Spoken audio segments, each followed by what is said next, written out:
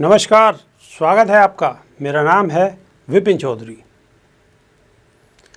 खबर देखने से पहले आपसे रिक्वेस्ट है, अगर आपने हमारे चैनल को सब्सक्राइब नहीं किया है तो इसे सब्सक्राइब करें, साथ में बेल आइकन दबाना ना भूलें। अब चलते हैं खबर की ओर। भारत विश्व का सबसे बड़ा और मजबूत लोकतांत्रिक देश है, जहां मीडिया की भूमिका को इसके चौथे स्तंभ के रूप में परिभाषित किए जाने की परंपरा रही है। लेकिन क्या इस लोकतांत्रिक व्यवस्था में मीडिया अपने लिए तय की गई चौथे स्तंभ की उस परिभाषा को आज की तारीख में भी जीवित रख पाने में कामयाब है, जिसे विश्वास का सबसे मजबूत स्तंभ माना जाता है? जवाब अगर ना में दिया जाए तो शायद गलत नहीं होगा। इसे ऐसे भी समझा जा सकता है कि आज की तारीख में मीडिया उन मुद्दों से भटक गया है जो आम जन की आम जिंदगी से सीधा सरोकार रखता है। तभी तो मीडिया के लिए अब गोदी मीडिया जैसे शब्द का प्रचलन आम हो गया है।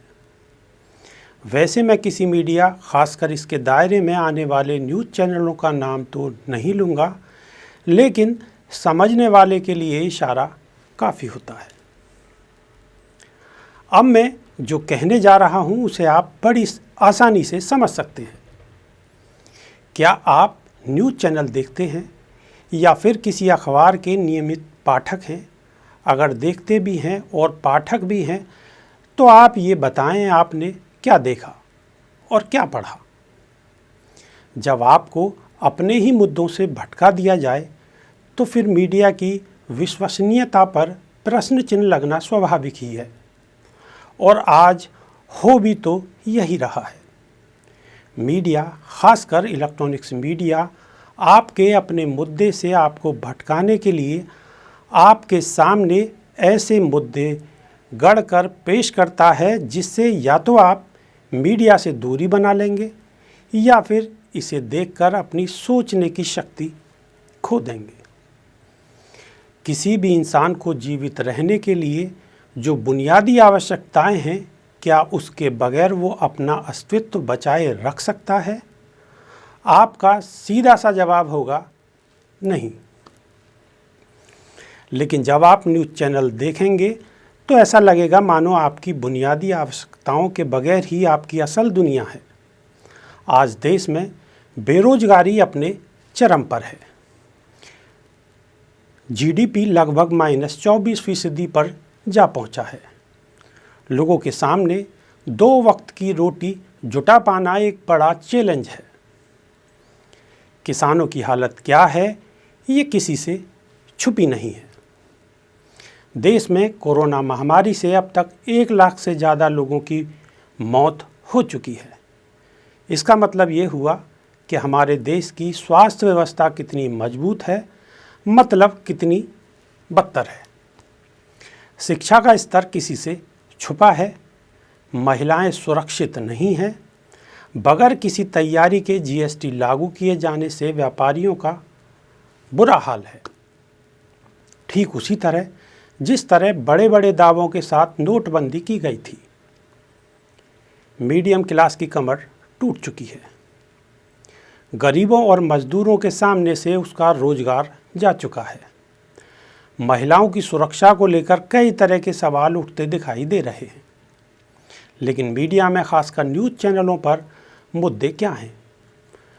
मुद्दे हैं हिंदू मुसलमान, रिया सुशांत, बॉलीवुड, कंगना रनौत, कोरोना के लिए जिम्मेदार ठहराए जाते तबलीगी जमाती, विपक्ष और सरकार की गलत नीतियों के खिलाफ आवाज़ उठाने वालों के खिलाफ कार्रवाई की भूमिका बनाती रिपोर्टिंग।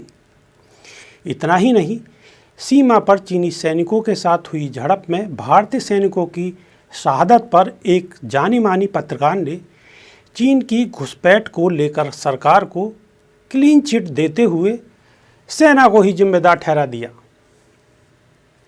क्या ये मुद्दों से भटकाने वाले मुद्दे नहीं हैं? हद तो यह है कि एक ऐसा न्यूज़ चैनल भी है जिसका जिसका मालिक खुद एंकर बनकर ऐसे चिल्लाता है मानो उसने अपना मानसिक संतुलन ही खो दिया हो। उसके चिल्लाने को देखना हो तो ऐसा लगता है जैसे वो किसी पर हमला करने वाला हो। और मुद्दे क्या हैं? मुद्दे भी वही जो सच में मुद्दे हैं ही नहीं।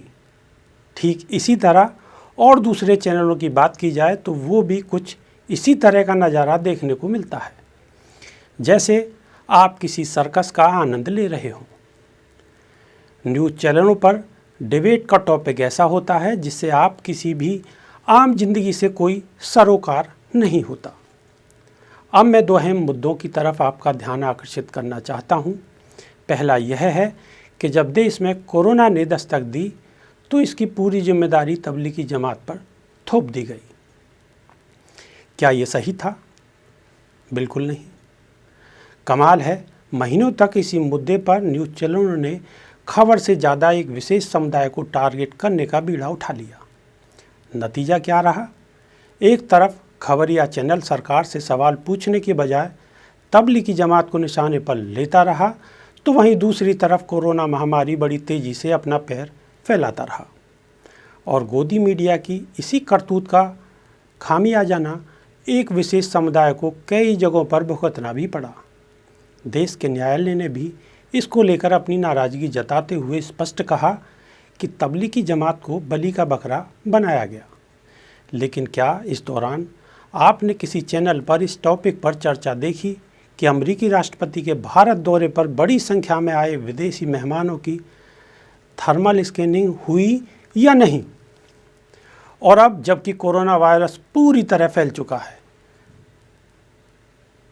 तो क्यों नहीं? वैसे एहतियात बरतते गए या जा रहे हैं जिसको लेकर जमात को निशाने पर लिया गया था।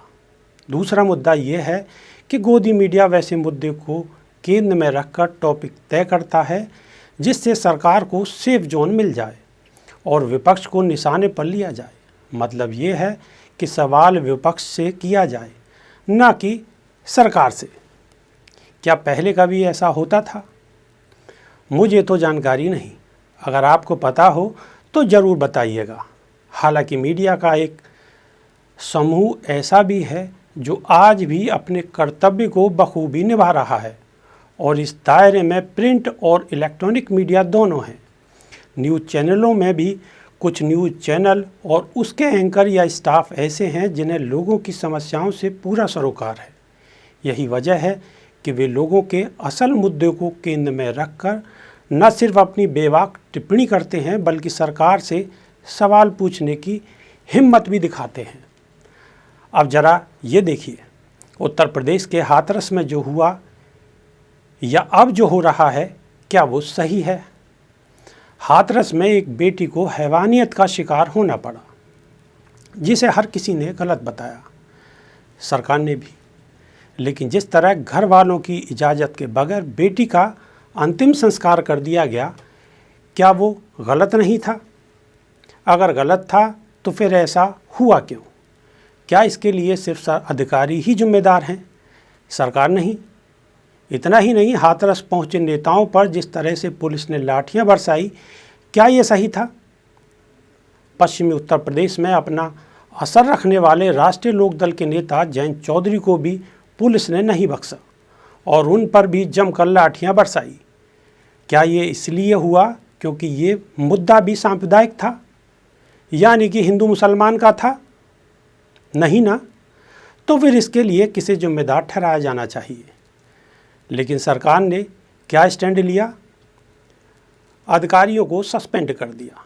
हद तो यह है कि अब ऐसे संवेदनशील मुद्दे पर भी यूपी के मुख्यमंत्री कुछ ऐसे बयान दे रहे हैं जिसे सांप्रदायिक रंग चढ़ाकर खुद को सेफ जोन में ले जाया जा सके। क्या ये सही है? अब इसमें मीडिया की भूमिका देखें। पहले तो मीडिया ने इसे जोरदार तरीके से उठाया जिसका असर भी दिखा, लेकिन फिर मीडिया, मेरा मतलब गोदी मीडिया ने वही राह पकड़ी जिसके लिए अब इसने अपनी नकारात्मक पहचान बना रखी है। गोदी मीडिया ने भी सरकार के स्टैंड के मुताबिक डिबेट का टॉपिक तय कर लिया। ठीक उसी तरह जैसे कंगना रनौत की बिल्डिंग के छज्जे टूटने पर गोदी मीडिया ने जमकर डिबेट किया, लेकिन उसी दौरान हरियाणा में किसानों पर बरसाई गई लाठियों को नज़रअंदाज कर दिया।